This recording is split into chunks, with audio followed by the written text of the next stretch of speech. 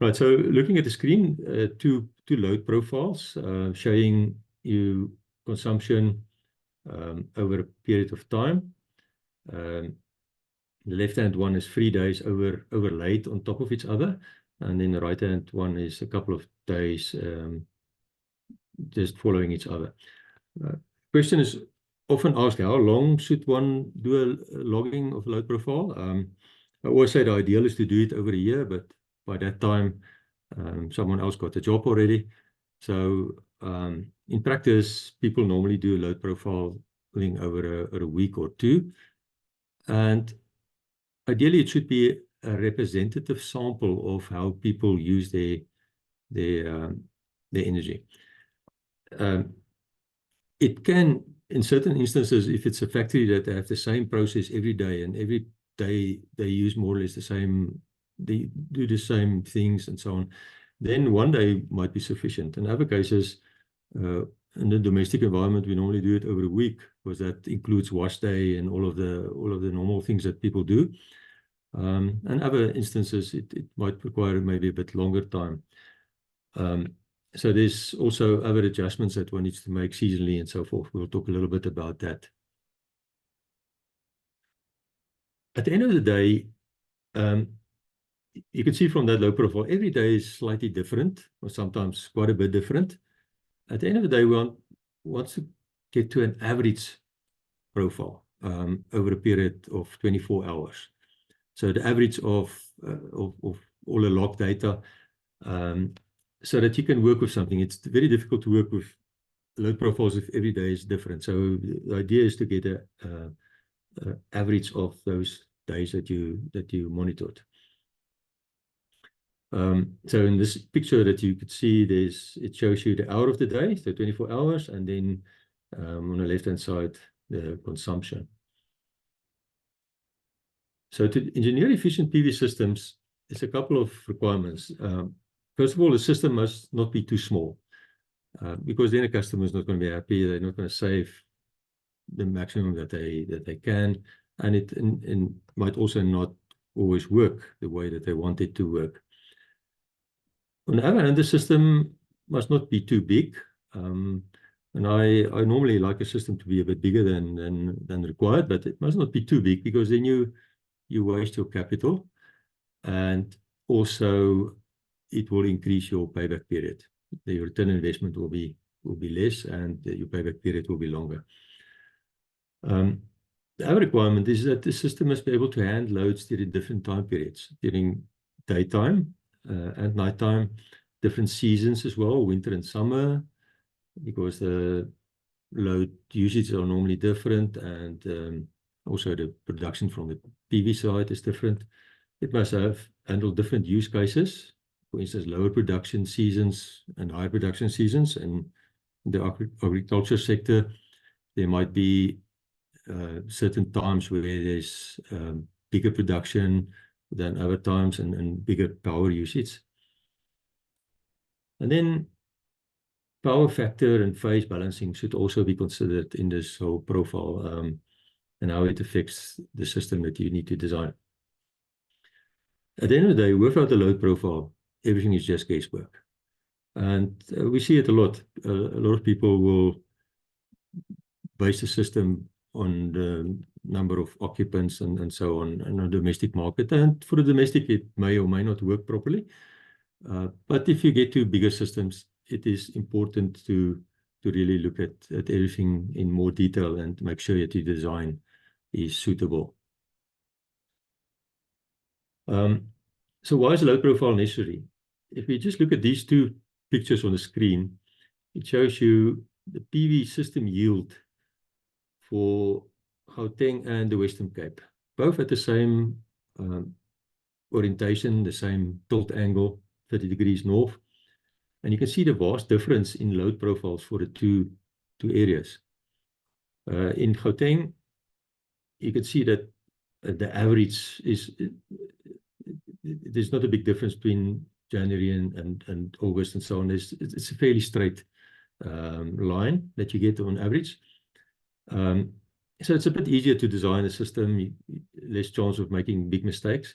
But if you go to the Western Cape, for instance, there's a big difference between summer and winter production because of the winter days, rainy season, winter, and then summer days are cloudless days and normally long days. So big difference between summer and winter. And one needs to be able to account for that in your design. For instance, in Western Cape, if you base your design on the summer production from a PV system, then you will come short in winter time. And if you base it on winter time, you will have overproduction for most of the year. And one needs to consider that and take into account when you design a system. Looking at different areas in the country, if we say that 1 kilowatt-hour per square meter per day from the sun is called a sun hour, that's the definition of a sun hour. Then on this map that you see, it shows you Upington, for instance, get about 6.2 sun hours on average over a year, while Durban gets 4.2. So obviously the design for Upington and for Durban must be different if you want to have an optimum system. You can't just design one system and it will fit everywhere. So one needs to consider the irradiation in your area as well. Another factor is the tilt angle and the orientation of your PV array. Again, on the screen, you should see this is now for Cape Town, different orientations, different tilt angles. And you can see that the yield or the specific yield varies quite a lot. North in Cape Town, 1,747 more or less. If you go east, it drops quite a bit. If you go west, it drops quite a bit, and so forth. So these are all things that need to be considered. There's also, so as a conclusion, there are many variables in the consumption pattern, but as well as the production from PV systems. And those variables need to be taken into account and properly incorporated into your design. Not knowing all the variables and matching production with consumption may result in suboptimal PV systems. Systems that are too small, not enough energy produced, or at least some time of the year not enough energy produced. Systems may be too big, where there's wasted energy. Battery too small or too big. Daytime versus nighttime mismatches, so that there may be enough energy from the sun and daytime, but your battery is too small and not enough to carry you through the night or through periods of load shedding and so forth. And then inverters too small or too big. Too small inverters, inverter will basically trip if the load is too big, and too big inverters is a bit of a waste of investment, unless you are planning for expansion. That may be a reason why your inverter can be a bit bigger. And then very importantly, peak loads need to be considered, especially on backup inverters. And that is part of your load profile. You need to consider peak loads, because peak loads need to be supported by that inverter in case of load shedding. And also it must be supported by batteries if it's a backup inverter. So at the end of the day, information is power. Understanding consumption can lead to the engineering of properly matched PV systems.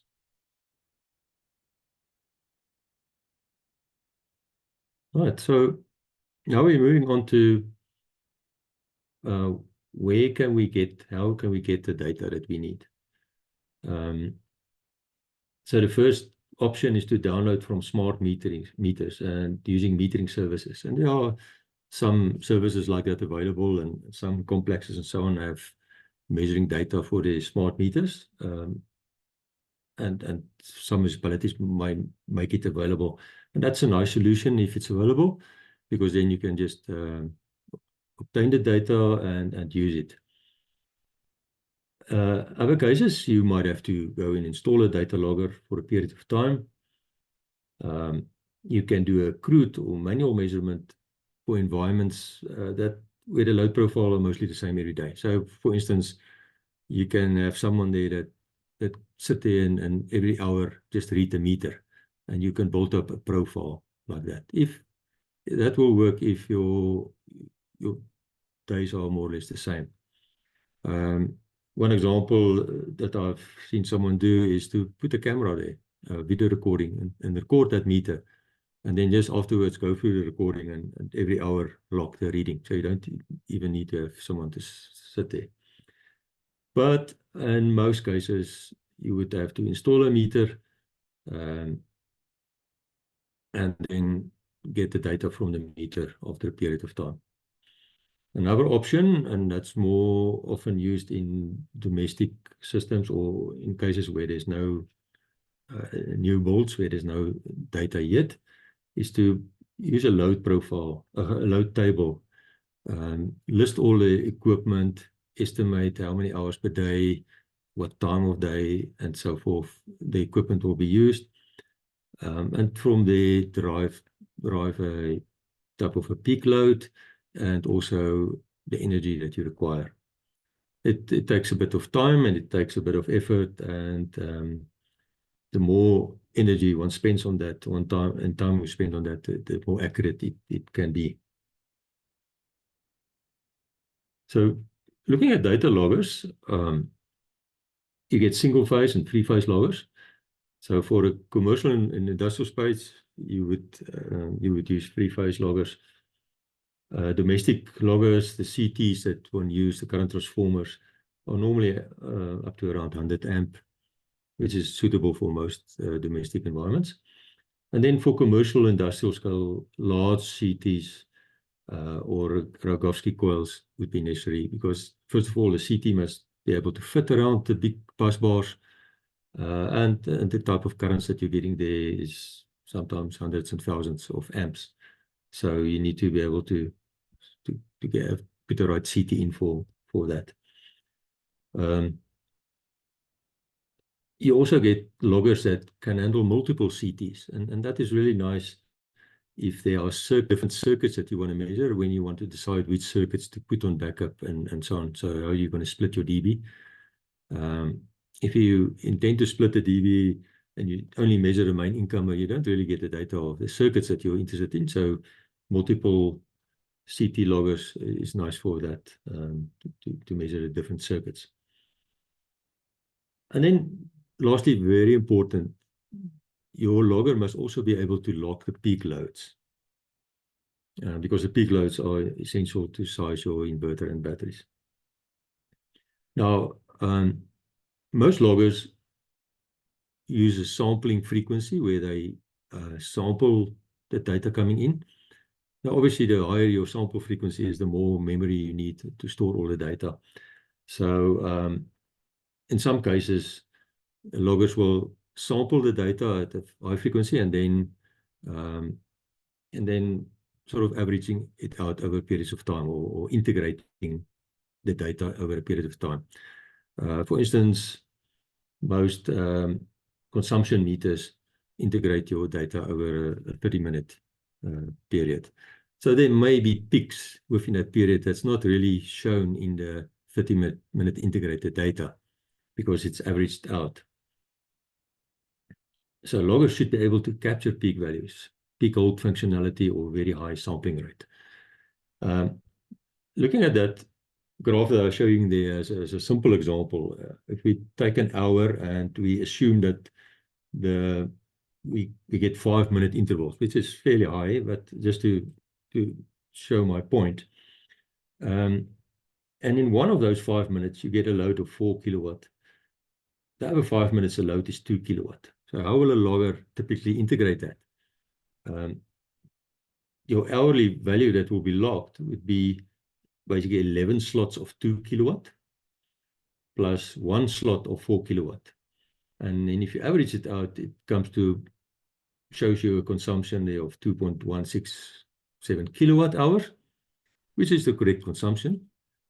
But it doesn't show you that peak unless your logger is capable of logging those peaks, because the average load is 2.16 kilowatt, but the actual peak load during that period was 4 kilowatt. Now, if you had an inverter that needs to supply that, the inverter must be able to give you the 4 kilowatt for that short period of time. Now, in this case, this example is exaggerated. It's 5-minute intervals. That peak might be a couple of milliseconds or seconds. And still your inverter must be able to handle the peak, especially on backup systems. So the problem with logging data can be that the sample rate is too low to catch peak values. If your meter doesn't have a peak hold facility.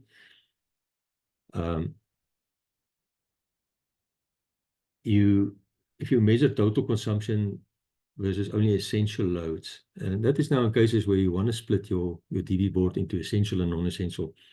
So if you measure total consumption, you don't get a picture of what is happening on the circuits that you want to split. And that can sometimes be different, because on one circuit you might have a requirement to have certain loads on backup, certain on non-essentials, certain on essentials, certain on non-essentials. So it's difficult before you split the DB to really get that type of information. Several loggers may be required to be able to do that. Another problem with logging data is load shedding. Load shedding may skew your data. So if there's hours of load shedding during your logging period, you'll have basically hours of gaps where there's no consumption data. Then when the power is restored again, you might get abnormal loads that you would not normally get. For instance, if you have temperature-controlled loads like water heaters and so on, they might have cooled down, and when the power gets restored, they will switch on again. The thermostats will switch on, and your consumption will be higher. So it skews your data to a certain extent. So one needs to look at your data that you get and identify those gaps and try to extrapolate the data in a sensible way. So it's not always an exact science. Your logging duration, is it representative of loads? For instance, there might be seasonal variations between summer and winter time, or high and low production cycles. So if you measure in a low production cycle, it's not necessarily representative of the whole year, and in a high production cycle you might not have a big enough system. So it's important to look at those things. For instance, seasonal variations, how can one deal with that? You can, for instance, measure in summer, and then using your electricity bills, you can see a pattern, maybe that winter months are 10% higher consumption than summer months, and adjust your data accordingly so that you can cover those times of the year as well.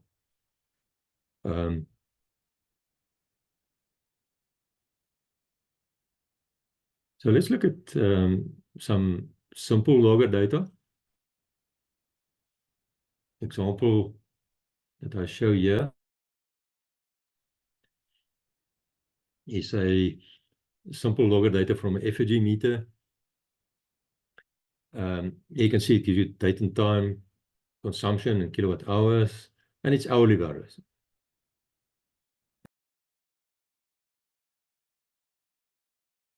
So in this case, the data is integrated over hour periods.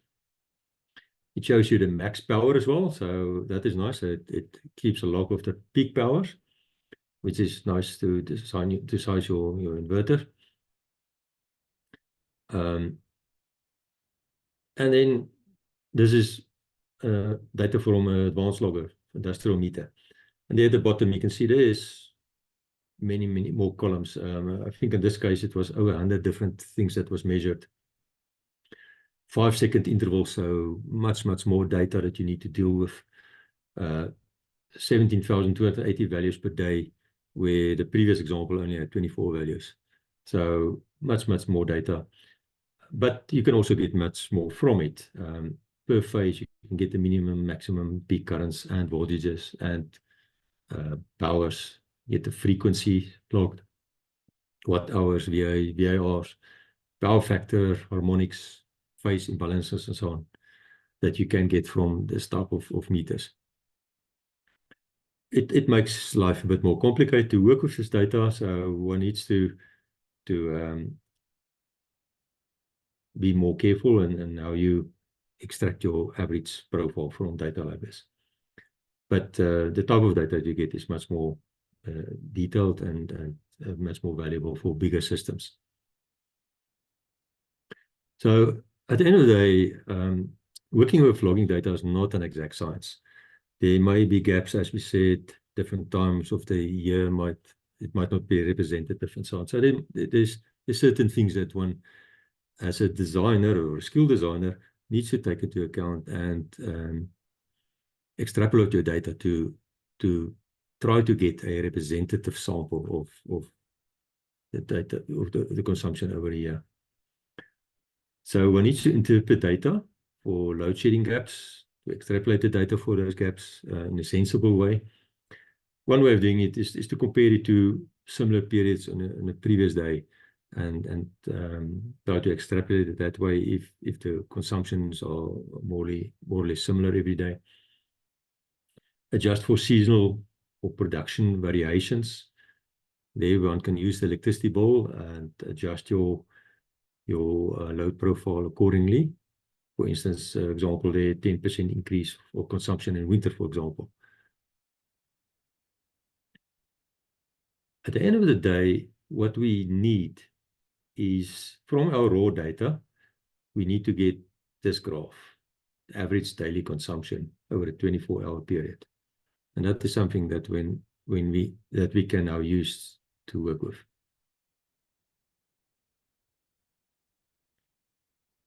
So what can we get from this one? Later on, I'll go in a little bit more detail there. This graph already shows you the maximum size, or the minimum size of the inverter or charge controller. Must be more or less bigger than the peak of this average daily consumption. Then it shows you the energy, the integration of that power, and that you use to size your PV system. Because if you want to get that energy from your PV system, your PV system must be able to give you that that type of energy. Also, your battery, certain portions of that energy might have to be supplied by battery, so you can also size your battery using that consumption. A little bit more about that. Then the peak load that you also capture from your data. Also determine the inverter charger and battery minimum limits that the inverter charger or battery must be able to handle. Right. So working with data. So I'm going to switch over to an example of a spreadsheet. Just want to get there quickly.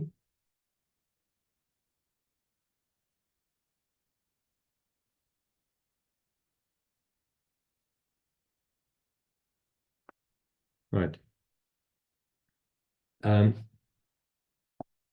This is a simple example. It shows you the date, time and hourly intervals, consumption, kilowatt hours, and then the maximum power. So this logger was also able to log the maximum power. So the first thing that we can extract from this data is to get the maximum. Now you can see it's a couple of days data in here. So how do we get the maximum power? You can use a simple formula in Excel to extract the maximum or peak load. And that formula would be the maximum of that column E, which is the maximum power column. Yeah, just a note on this, using Excel. Excel is a very powerful package, and it would be worth your while to invest some time to learn Excel properly. Maybe go on a course or just spend some time and learn the formulas and pivot tables and things like that. It can really make your life much more easier. Right, simpler. So from there, the first thing is the peak load. We can get that by getting the peak of that column E, which is the maximum power. Now you can see that the hours are just following in its other. The other thing is to extract the hour. Now, time in Excel is logged as a fraction of a day. So although it shows you 0 or 1 o'clock there, it's actually 1/24, which is a fraction. So in this case, I've created another column, which is hour, and extracted the time as a hour value, as a number hour value. So how did we do that? So that hour 1, for instance, is I took that time value because it's stored as a fraction of an hour, 1/24, multiplied by 24 hours, and then you get your 1 hour out of it. And the 2 would be 2 times 24, which give you the divide by 24, which give you the 2. So you can extract the hour from that time data. Now, sometimes, in this case, it's easy. It's 1 hour, 2 hour, 3 hour, 4 o'clock, 5 o'clock, and so on. But it can be in minute intervals as well. And then you need to extract the hour from that minute intervals. And you can use Excel formulas to do that. I'm not going to go into that detail now, but it is it's possible to extract the hours from that as well, using a slightly different formula. Right, so now you've got your hours. So the time is now converted into hour values. So what we want is to get the average per hour. So for the first hour of the day, we're going to get the average over all the days that were logged. And the second hour, we're going to get the average so that we can build up an average load profile. So one way of doing it is to do it manually. For a small data set like this, it's possible, and it's not too difficult to do it. But if you work with big data sets, it's really going to be much more difficult to do. So what have I done here? I took that data, previous day's data, and I took the first 24 values, which is the first day, and then I manually copied into that column day 1. And I did the same for day 2 and day 3 and day 4 up to day 9. In this case, there were 9 days of data logged. So I copied all of the data into a separate column so that the hours are the same hours altogether.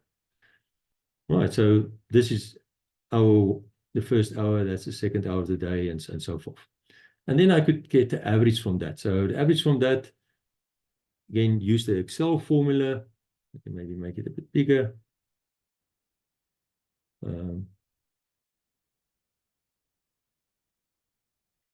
Which is the average of that row, day 1 up to day 9. So that gives you the average of those values. Right. So at the end of the day, then this average column is the average per hour.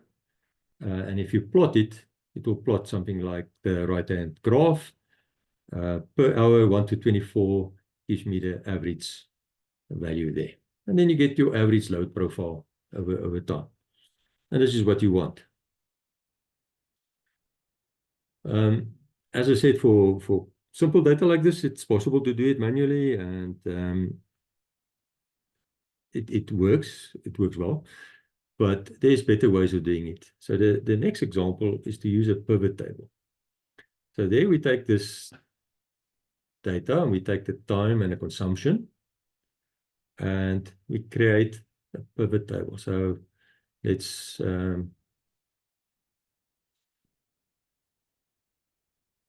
do that.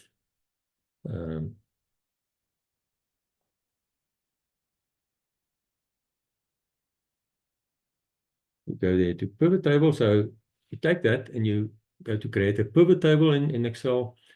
And then you get this on the right-hand side, you get your pivot table fields. So there you select hour and consumption. So those 2 columns. And what you want, your row should be hour, and the values is the average consumption. So you take the average, that average, if you go to the field settings, you take the average of that consumption column. Right, and then it gives you that same table that I've now done manually. It took me a couple of minutes to do it manually. In a couple of seconds, literally, you can get that with a pivot table. So pivot tables are quite powerful. Make sure you understand pivot tables. And then at the bottom, I could also get total of the total average over a whole day of my consumption. Then I can again take those values and put it in an average graph. And this graph you would see is the same as that graph. So yeah, like the same. I've added another graph, a moving average, and I'll get to the moving average a little bit later. Right, so this is a simple example of working with Excel data. I can show another example just of a data set. This is now a data set of an industrial meter. And there you can see the intervals are actually much smaller. In this case, it's 5-minute intervals. So there's much more data. And just looking at all the columns, there's a massive number of different columns that get locked. So there's much more information that can be extracted. So when you work with this, your Excel skills need to be a little bit more sharp. Right.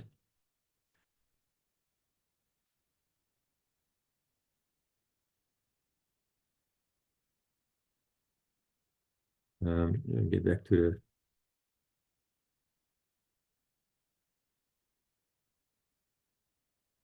the chart. Right, so let's go through the example again. In this case, we got the peak value of the maximum power. It's just the maximum formula in Excel of that whole column, and it extracts the maximum of that whole column. This is the peak value. Hour of the day. So there I basically use a roundup formula. So I took the time value and I rounded it up to a whole number, and that gives me the hour of the day, because the time is stored as a fraction of 24 hours in Excel. Right. The manual example is to take this data and manually copy every day's data in a separate column, day 1 up to day 9, and then we can get the average of every row, which represent hours of the day up to 0 to 23. So that's a manual way of doing it, and then you get the average of that row. We can, from that average, then draw the graph that we want. Right, then the pivot table, we took that data, first columns, date, hour, time, and consumption, and I selected the hour consumption field on my pivot table. I select the row label is hour, and then the values there is the average of the consumption. So I select the average value. You can also select minimum, maximum, and so forth. So I select the average because I want the average of every hour. And from that, you can create, you get a table with the average values, which you can then again put in a graph. And that is your 24-hour basically average consumption. Right. So to size the system, we need total consumption. First of all, we need the peak load, and we need the total consumption. So that is the sum of the day, the average day. That is your total consumption. And that corresponds to this colored in portion, the integration of your power over a 24-hour period. That gives you the total consumption. And this consumption is what you now need to be able to replace using PV. Now, the PV must, if you plan your system to cover all day, you must plan your PV system to be able to give you that at least that consumption. Then to size the battery for X hours of load shedding, we can use the average daily graph. So we use that graph, and assuming we design for 5 hours of load shedding, we can draw a 5-hour moving average on there. All right. So first of all, one can start we can size the battery according to that peak there. That peak sits here at 3.5 kilowatt.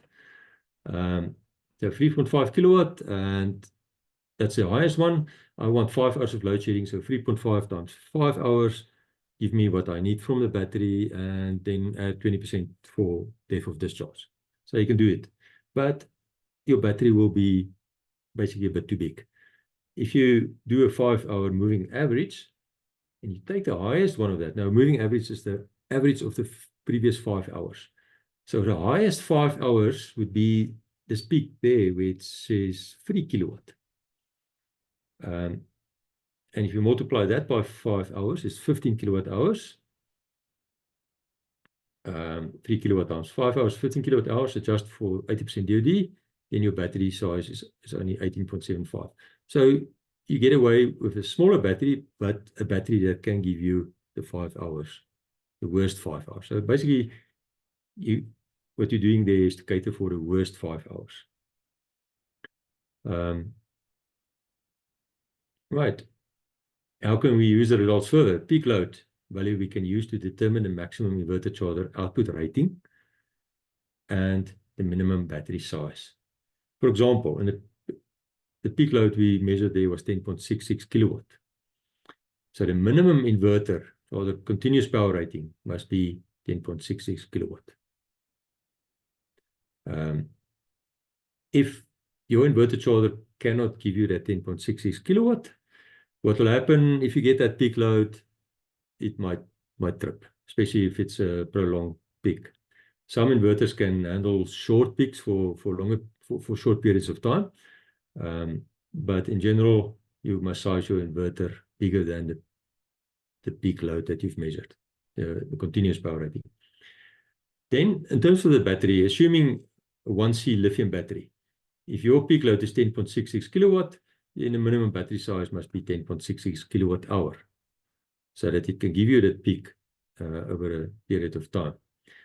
If you have a half C battery, then the minimum battery size must be double that, because the battery can only give you half of that. So you need to double up on the battery size to be able to give you the peak that is required. So that is how you can use this data that you got. Another factor that we can use is the power factor values that we get from our more industrial loggers. If the power factor is bad, one have to consider power factor correction before you install a PV system. The power factor correction in general is have a quick return on investment, quick payback periods. If you don't consider power factor, or if you design a system knowing there's a bad power factor, you may have to size your PV bigger to address that power factor. Another problem with, and I'm not going to spend too much time, we covered it a bit more in our commercial course. If you have a bad power factor and you now install a PV system, what will happen from the municipality's point of view? If you look at this green, the green part, before the PV system was installed, the kilowatts was a 500 kilowatt, but there was a certain power factor and a certain kVA. After installing the PV system, if your PV system only gives you kilowatts, if it's not adjusted for power factor, then you may now only use,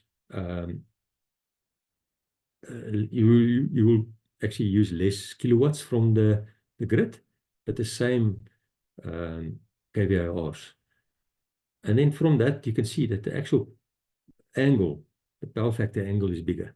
It's not, the system power factor didn't change, but from the municipality side, the ratio between kilowatts and kVAR is different, and it shows a different power factor angle from a municipality side. And that might then lead to penalties on bad power factor. So it is important to consider power factor in designing a PV system in the industrial and commercial space.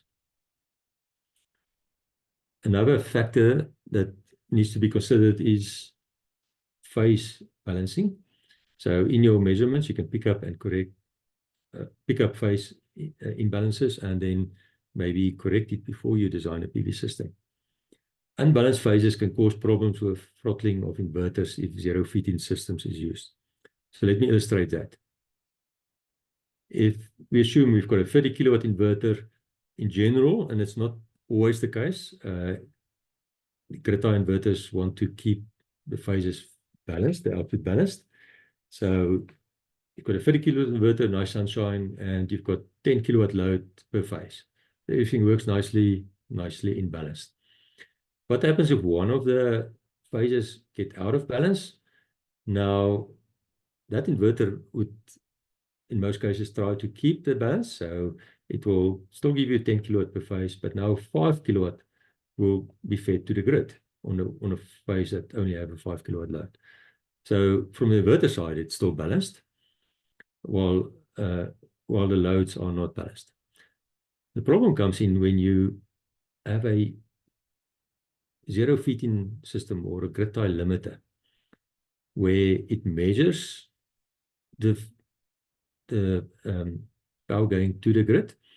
And in that previous case, if the phases are imbalanced, if there's only 5 kilowatt on one phase, the others are 10, the 5 kilowatt will be going to the grid, and that meter will pick it up. It will see that there's an attempt to push power to the grid.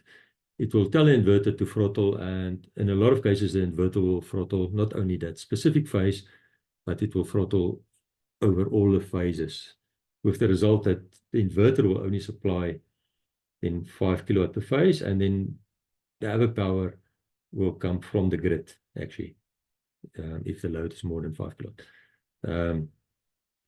So it is important to consider the balancing in a system like this.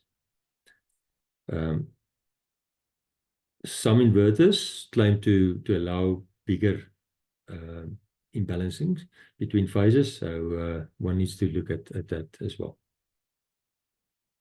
Right, and then lastly, one of the added benefits of doing proper load profiles is when you do system simulations.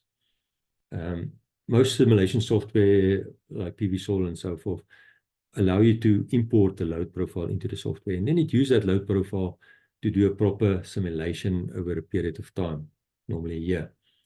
And what that gives you is that it can simulate your savings per tariff period. If you have time of use tariffs with different tariffs, peak tariffs, off-peak tariffs, seasonal variations in tariffs, if you have a load profile loaded, the software can simulate your savings per tariff period, which makes it quite powerful. It's very, very difficult, if not impossible, to do simulations like that by hand.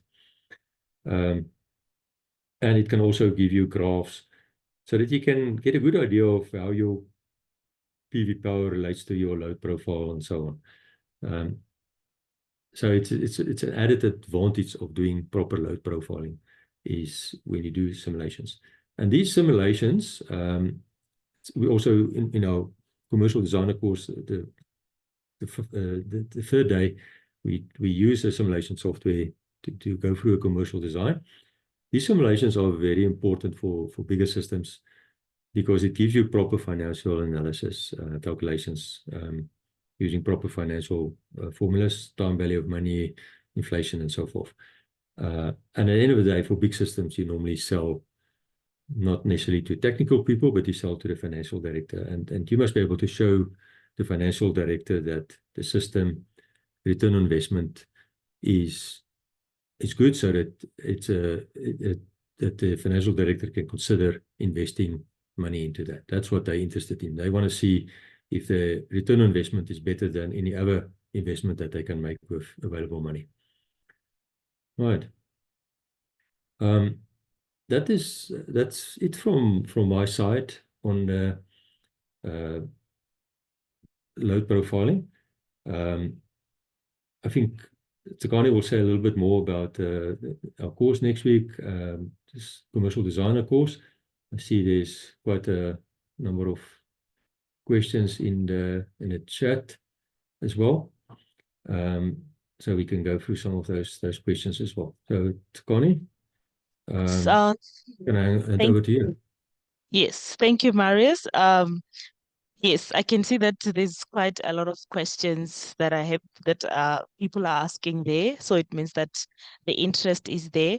And if you would like to know more and be able to ask more questions and get more input and more information about this topic, you are welcome to make a registration for the course. It's a 3-day course and it's 7,200 excluding VAT. But because you attended this webinar, you now get 15% discount. And when you make the registration, you have to use the word load, all capital letters. So you have to input that on where it says promo code, and it will automatically count the discount, and you'll get your invoice, you make payment. I will also be sending more information on email together with the recording and this PowerPoint that was just covered now. Yeah. And the next date, as you can see there, it's on the 10th of July at our Centurion Academy. And for those that are in Cape Town, we have one on the 6th to the 8th of August, and also in Wynberg for the 23rd and 25th of October. So this discount can apply to all those 3 dates that I just mentioned. Right. And this discount is valid until the 10th of July. So it's first come, first serve, obviously. The quicker you register, the better. And yeah, I think now we can go to the questions, Marius. Okay. Maybe I'll start sort of from the top and just go through it quickly and see if I can answer some of it. All right. Okay. So, the first question there from Camiso that I can see is, for the data, can't you also consider using utility bots? And the answer is yes. But you can't only consider utility bots because there's a few problems with the bots. First of all, it tells you how much energy is consumed, which is good, but it doesn't tell you when it's consumed, daytime or nighttime. And especially when you get to backup systems where you need to also include batteries and so on, where the nighttime use is normally from the batteries, then you need to be able to distinguish between daytime and nighttime. Another problem with utility bills is that nowadays a lot of utility bills are estimates. So they estimates for a couple of months and then they do a reading and so on. So they're not 100%, always 100% accurate. But certainly we use utility bills when we, for instance, measure in summer. And just to compare, what is the normal winter load? Is it more than summer? Then we can extrapolate our data to also include the winter load. So we use the utility bills in that way. Next question from David Webb. Where can you get the large loggers from? There are companies that rent them out. I've used one or two before, and I can't, from the top of my head, I can't remember exactly. But if you do an internet search, you should be able to find companies that rent out those loggers. Some of the bigger solar companies also rent out their loggers. Some will offer, I know, I think IBC, one of the suppliers of equipment, also had a service where they can install loggers and get the data for you. I don't know if they still do it. They used to do it in the past. Maybe get the recording. So, Tsakane, I don't know if that's a problem. To send the recording to the people? I don't think so. No, it's not a problem. I will be sending the recording to them and also the PowerPoint as well. Okay. Yes. Next question, Colin. I'm a solar installer myself. Is it eligible for me to attend the course? I want to activate. Yeah, definitely. I think Tsakane said it before. So, what we normally, for a commercial designer course, we normally prefer that you've done our Super Solar School or similar, that you have a good understanding of PV systems and how it works, because we can't in that 3 days start with the basics. We start with the assumption that you already know how PV works, how to do the basics of PV. But certainly, if you have experience and so on, then you may be eligible for this course. What is the best optimal PV system for an area that's Bandile, that is cover? Yeah, Bandile, that's a difficult one to answer at the top of my head. One will have to look at the data. So what will happen? Extreme temperatures will reduce the load, the production from PV systems in general. So that you might have to oversize your system, and then extreme cloud cover will basically do the same. So in that case, you might have to oversize your system, but that will be shown by, if you use the data that's available, irradiation data, that type of data will be included in those values. So if you use that, and we do it in our courses, we show people how to use the available data from PVGIS and so forth, and that data will be part of that data set, because it's historical data over periods of time on irradiation, and temperature and cloud cover and so on will affect that. Then Michelle also asked to please share the slides. Will do. And Noko as well. Okay, a couple of people asked for that. See if there's any more. Okay, logging data, especially on commercial applications, one would also want to be able to measure active power and reactive power and be able to identify power factor. Yes, I think I've mentioned it, and that one example that I show you will have all of that information as well. Could you elaborate on the effect of power factor and how to deal with this? I think I've done that. I don't know if this question was asked before I got to that point. I think so, yes. So Eric, I hope I've answered your question. And of course, we also spend a bit more time on that. At the end of the day, how to deal with power factor is, if power factor is really bad, it is normally cost effective to do power factor correction, because what it will do, it will reduce your cable sizes, the sizes of everything if you do power factor correction, and the payback periods are normally fairly quick on that.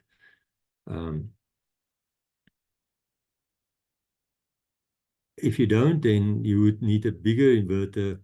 You also need to adjust your inverter for power factor. Now, if the power factor is constantly bad, then you can adjust your inverter.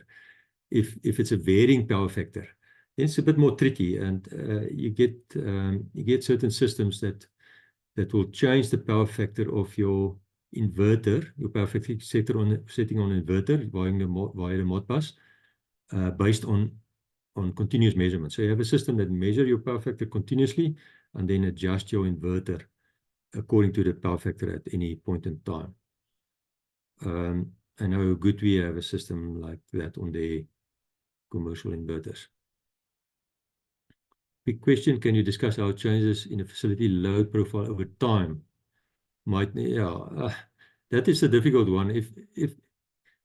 If there's change in load profile over time and you didn't know that upfront when you design a system, then obviously you might either come short, there might not be enough power, and you might have to expand your system.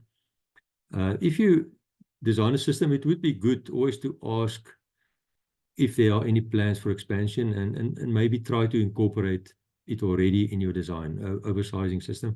In general, on PV systems, it's a good idea to oversize your PV by maybe 20% or so, 10 to 20%, to make provision for degradation of modules, because modules degrade over time and the output drops. So you can factor that in already from the word go. Can't one design the system from monthly power consumption data? I think I've answered that one already given. That's basically your bills. You can to a certain extent, but you don't get nighttime and daytime distinction there. Alex asked if the y-axis is the y-axis in kilowatt power. Yes, Alex, I think the graphs that I showed was. kilowatts.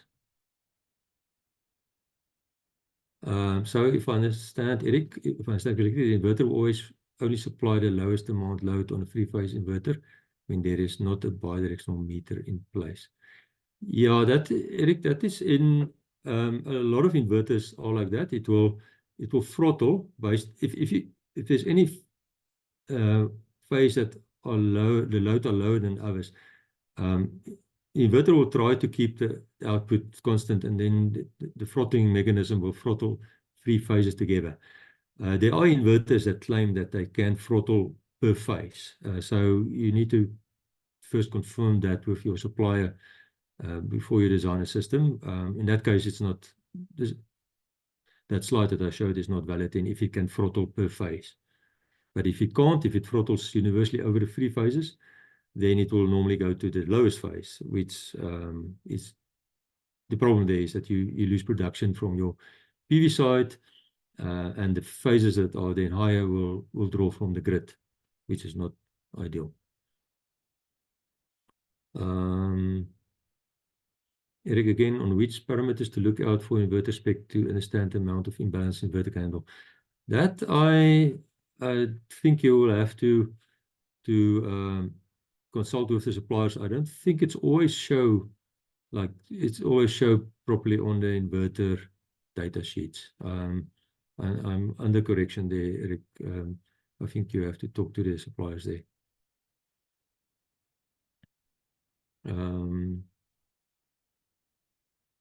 Okay, then Courage asks, what if the load is different in the following manner? Okay, load phase 1, 10 kilowatt, 9 kilowatt, and 8 kilowatt. To what extent does the phase imbalance affect the inverter performance? Once again, I think that is something that it depends on the inverter, and you need to talk to the specific supplier.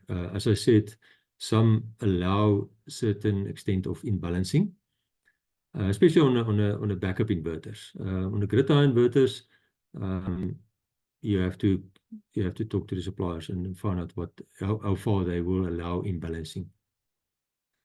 Okay. Okay, I don't see any other questions. Let me see about imbalance performance on spec sheet. Indeed, I don't often find information. Yeah. Could you also share this Excel spreadsheet along with presentation? Sure, that's not a problem. Then see, Bandile said, when the peak loads are 3.5, is it good to round up to 4? Yeah, Bandile, I normally allow a little bit higher, my provision for future expansion and so on. So yes, I would say always go a bit higher. Right, I think I've covered most of the, or if not all of the questions. Tsakane? Yes, I think all questions have been answered. And if they've got more questions, they will have to attend the course. Yeah. Yes, Yeah, and Tsakane, maybe just mention about the course.